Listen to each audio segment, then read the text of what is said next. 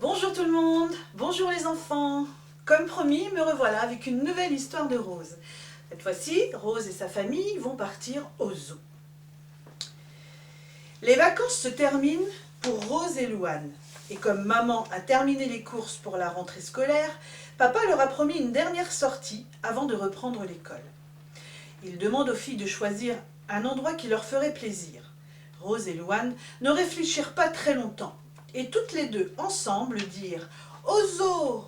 Comme pour beaucoup de choses, Rose, n'ayant que 3 ans, n'a jamais été au zoo, mais elle sait qu'elle va y rencontrer plein d'animaux qu'elle ne voit que dans ses livres d'images. Alors Rose imagine un éléphant, un lion, une girafe et encore bien d'autres qu'elle ne connaît pas. Papa leur dit que c'était une très bonne idée et proposa d'y aller le week-end prochain.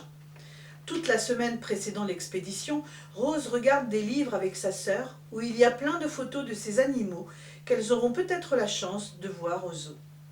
Mais Rose n'arrive pas à se les imaginer en vrai. Elle sait que ce sont des gros animaux et elle a hâte d'aller les voir. Le jour J est enfin arrivé. Maman prépare le pique-nique pour déjeuner en plein cœur du zoo.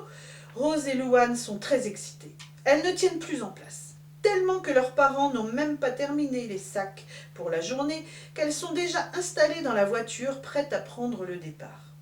« Allez maman, dépêchez-vous, faut y aller !»« Tu sais Rose, les animaux ne vont pas partir, ils sont enfermés dans leur enclos. Ne t'inquiète pas, on ne va pas les rater. » Le zoo n'est pas tout près et il faut compter à peu près 2 heures de route. Rose et Louane s'endorment dans la voiture car elles se sont levées de bonne heure ce matin. Quand elles se réveillent, papa termine de se garer. Ils étaient enfin sur place. Il y avait plein de monde et ils furent obligés de faire la queue pendant un petit moment pour pouvoir enfin passer la grille du parc. Pendant qu'ils attendaient devant le guichet pour acheter leur billet d'entrée, Rose pouvait entendre plein de cris d'animaux, des drôles de cris qu'elle n'avait jamais entendus. « Vite, allons voir quelle bête crie comme cela. » À peine entrée, elle se mit à courir dans l'allée. Son papa lui dit qu'ici, on ne courait pas, déjà parce qu'il y avait beaucoup de monde et surtout pour ne pas déranger les animaux qui se réveillaient doucement. Les soigneurs du parc étaient en train de leur donner leur petit déjeuner. Chacun d'entre eux avait son secteur. Rose avait des étoiles dans les yeux et ne perdait pas une miette de ce qu'il faisait. Les premières allées du parc étaient consacrées aux petits animaux, aux oiseaux et aux différents petits lémuriens qui ressemblent un peu à des petits singes. Mais ils commencent par rentrer dans un endroit où il faisait très chaud, le vivarium. Alors là, Rose n'était pas très rassurée. Mais lorsqu'elle vit que tous les serpents se trouvaient derrière les vitres, elle commença à se détendre. À l'entrée, il y avait un grand boa qui, roulé en boule, semblait dormir. Il faut dire que le boa avale un lapin vivant et mettait 1 mois à le digérer. C'est pour cela qu'il ne bougeait pas beaucoup. Il ressemblait à Kaa dans le livre de la jungle. Après, c'était une succession de vitrines avec des serpents de toutes les tailles et de couleurs différentes. Vers la sortie du vivarium, on peut voir des tortues. Rose les aimait beaucoup. Il y en avait 2, tellement énormes que Rose et Louane auraient pu grimper sur leur dos. Le soigneur qui s'en occupait leur dit qu'une des 2 avait 60 ans et l'autre 40. Il faut savoir qu'une tortue terrestre peut vivre jusqu'à 100 ans, voire plus. Ils entrèrent ensuite dans une volière immense où plusieurs espèces d'oiseaux se côtoyaient. C'était une palette de couleurs plus chatoyantes les unes que les autres. On y trouvait des petits oiseaux, des perruches et beaucoup de perroquets qui volaient tout près des visiteurs. C'était trop chouette.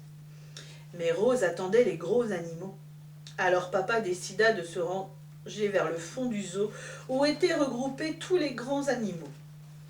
Au fur et à mesure qu'ils avançaient, ils croisaient des paons qui se promenaient dans les allées parmi les visiteurs. Et surprise, au détour d'un chemin, ils eurent la chance d'en voir un qui faisait la roue, sa grande queue déployée comme un arc-en-ciel. C'était magnifique. Ils passèrent ensuite devant un grand enclos avec une petite île entourée d'une rivière où plusieurs singes couraient partout et faisaient des acrobaties dans les branches. « C'est fou comme ils sont agiles » pensa Rose. Mais Rose pressait ses parents de continuer. L'enclos d'après hébergeait des loups. Comme ce sont des animaux craintifs, ils n'eurent pas l'occasion de les voir, et papa promit de repasser devant en fin de journée. Ça y est, ils arrivèrent enfin au clou du spectacle. D'abord les lions. Rose ne s'imaginait pas qu'ils étaient si gros. Elle repensa au dessin animé du roi lion avec Simba, nom d'ailleurs qui avait été donné au gros lion couché sur un rocher dans le fond de l'enclos. Ensuite, ce furent les hippopotames, prenant un bain de boue sur les berges de l'étang. Maman expliqua aux filles, en lisant la fiche sur le grillage, que c'étaient les animaux les plus dangereux de la savane. Ils allèrent ensuite pique-niquer dans un endroit magique, une terrasse surplombant l'enclos des girafes. Elles étaient si grandes que grâce à leur long cou, elles arrivaient à la hauteur de Rose et de sa famille, installées sur une table près de la rambarde. C'était fou, la tête de la girafe arrivait presque à 2 mètres de Rose, qui n'avait qu'une envie, c'était de la caresser. Papa fit plein de photos. Pendant tout le temps qu'ils pique-niquaient, les girafes allaient et venaient devant la terrasse. Ils entendaient les éléphants plus loin et décidèrent d'aller voir ces grosses bestioles si attachantes. 3 éléphants se partageaient un grand espace. Les visiteurs passaient au-dessus par un petit pont sur lequel le soigneur leur donnait à manger. Rose eut le droit de leur jeter quelques fruits. C'était drôle comme ils les attrapaient avec leurs trompes. Mais il fallait laisser la place aux autres personnes qui attendaient derrière eux. Alors ils filèrent vers le secteur des ours polaires et des otaries. Pour mieux les observer, il y avait une piscine avec une grande vitre. On les voyait nager dans l'eau que sur les rochers autour du plan d'eau. C'était comme s'ils volaient.